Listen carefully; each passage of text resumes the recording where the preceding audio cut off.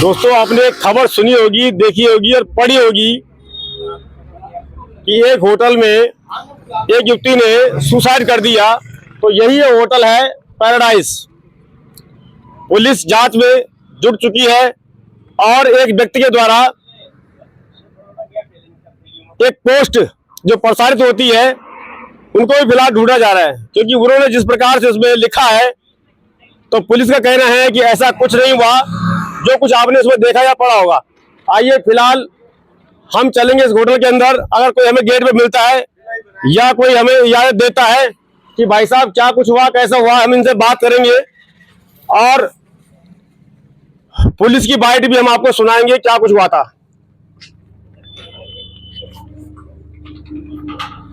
भाई साहब कोई है? आ सकता हूं मैं अंदर?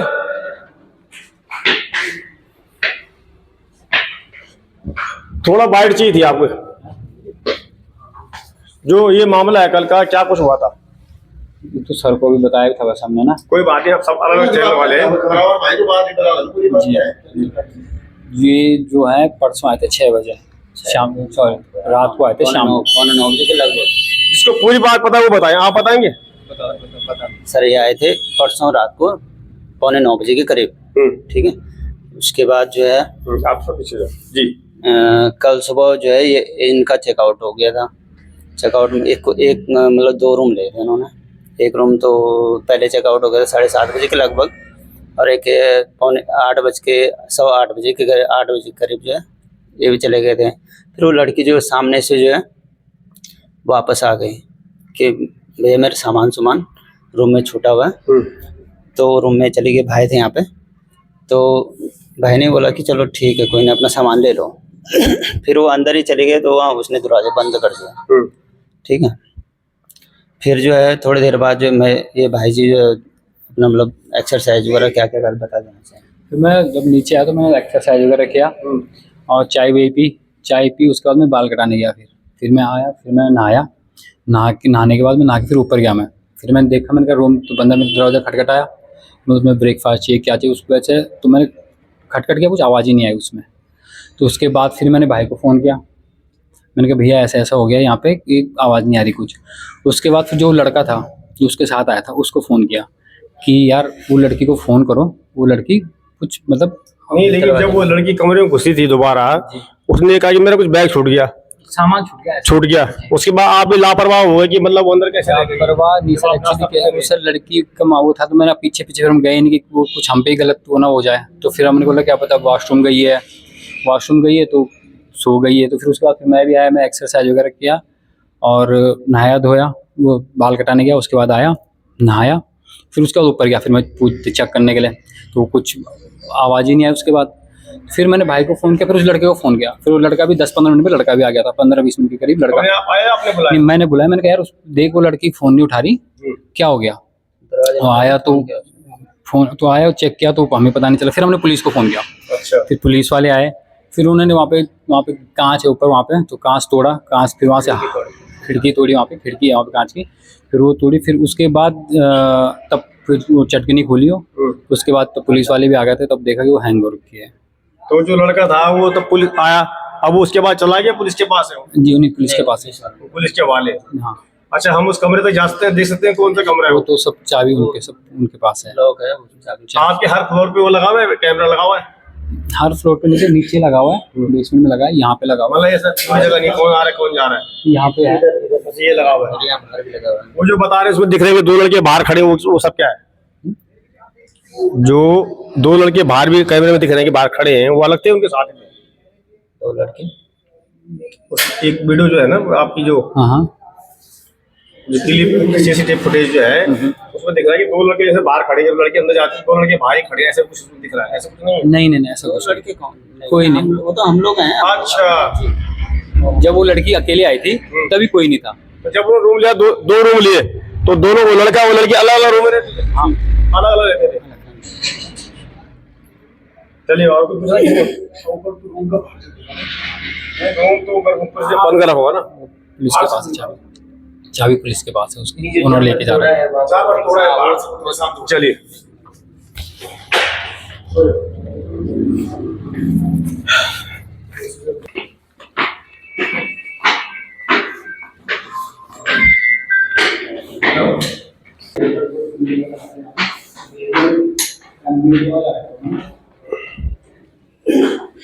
हाँ जल्दी आपको बोल रहा हूँ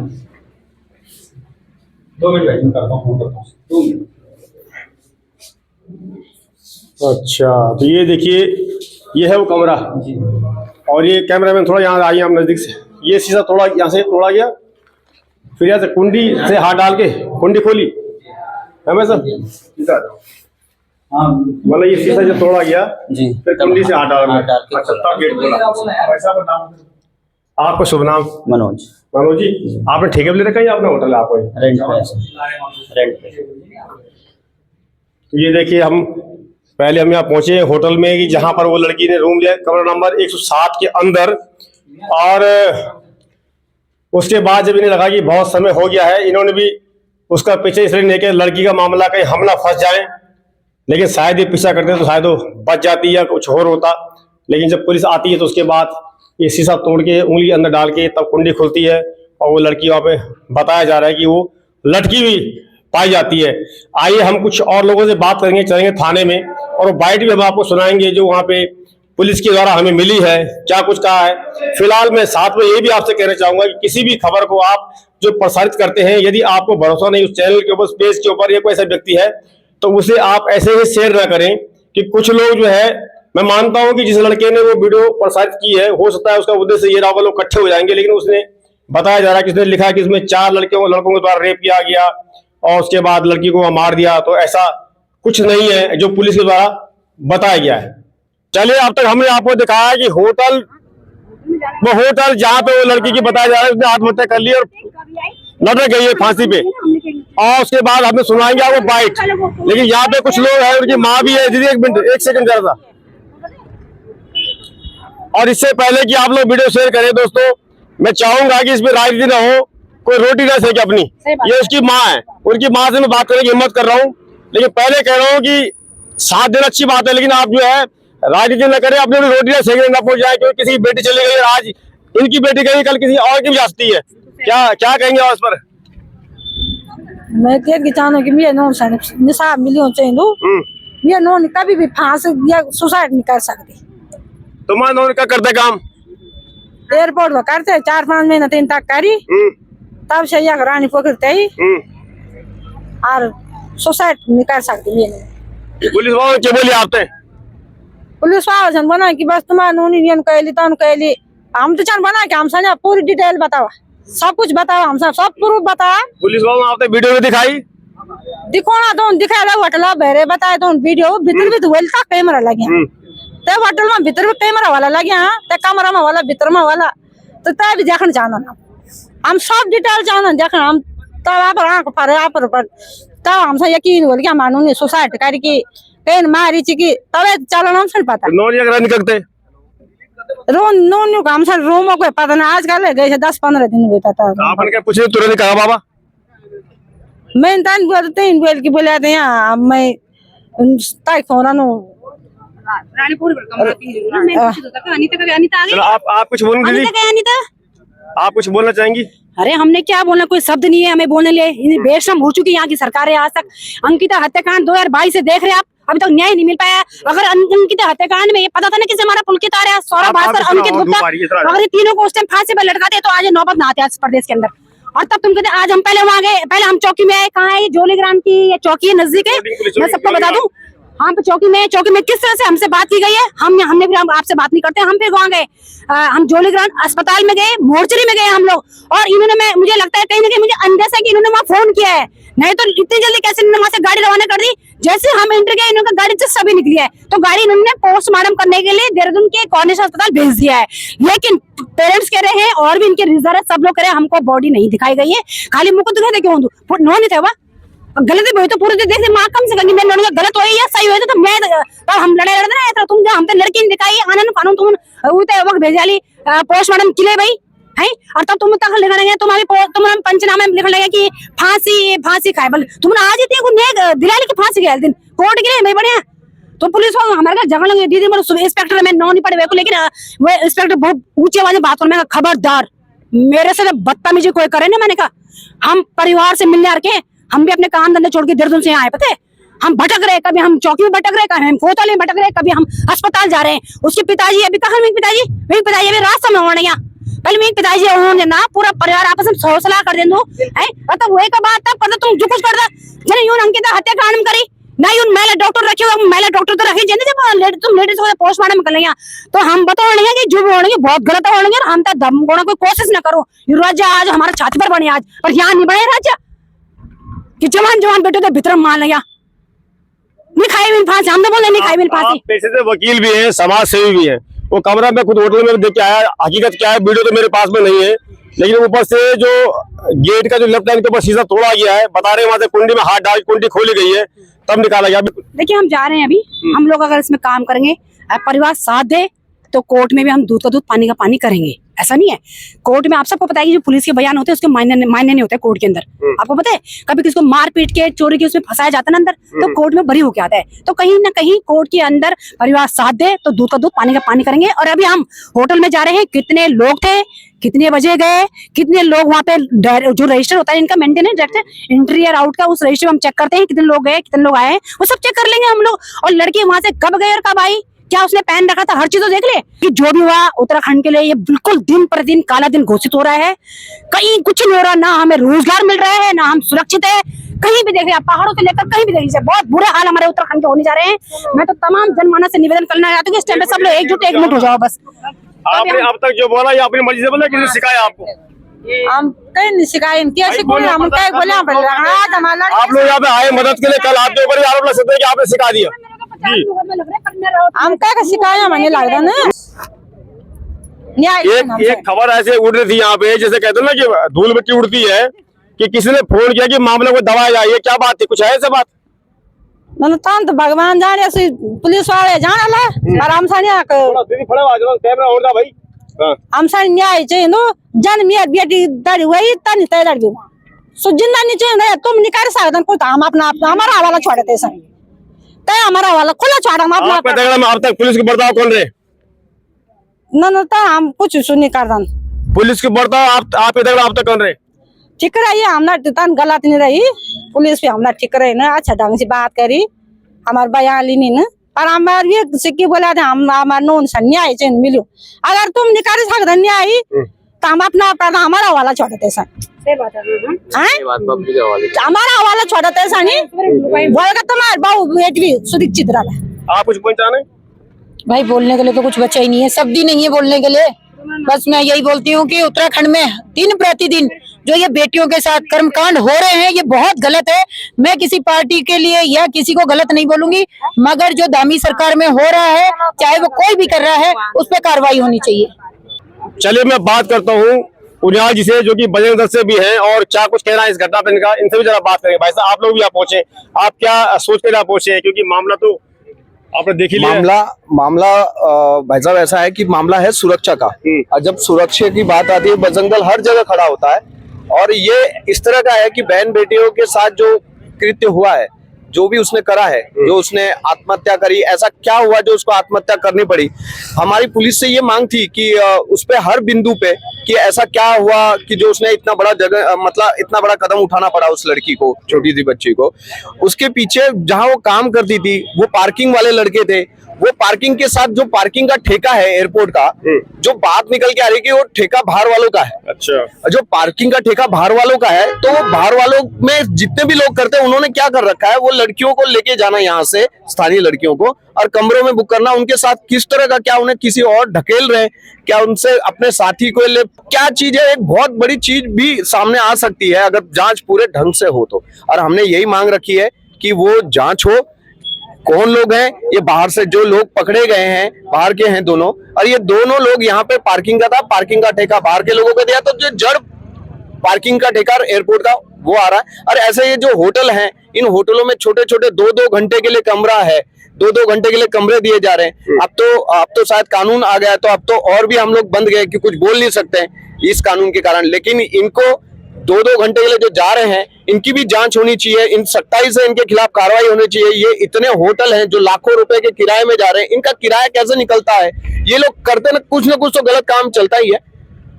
किस तरह से ये अब जांच का विषय है, पुलिस को इसका करें, इसीलिए हम लोग आज यहाँ पे आए थे कि पुलिस से जांच करें सख्ती से जांच करे, जो भी हो इसमें दोषी उसे कड़ी से कड़ी सजा मिले। मतलब कहीं ना कहीं आपको लगता है कि जो मामला है लड़की को मजबूर होना पड़ा अपने अपने प्राण को त्यागने के लिए? अब आप ये समझ लो ना, ये सबसे लास्ट स्टेज है कि आदमी जब कोई लड़की या कोई लड़का आत्महत्या करे, ये सबसे लास्ट स्टेज है। और लास्ट स्टेज में मतलब उसकी इतनी इस कदर से उसकी प्रताड़ना हुई होगी या उसका मानसिक संतुलन खराब हुआ होगा जो उसने ये कदम उठाया। तो इसका मतलब ऐसा क्या हुआ है वो सबके सामने आना चाहिए उस लड़की के साथ, क्योंकि वो लड़की यहाँ से स्थानीय थी, अकेले रहती थी। उन लड़के कहाँ के थे? वो बाहर से थे। उन्होंने होटल में बोलते हैं कि कई बार पहले भी गए हैं, तो लेकिन क्या है ऐसा इसी बार क्या हुआ?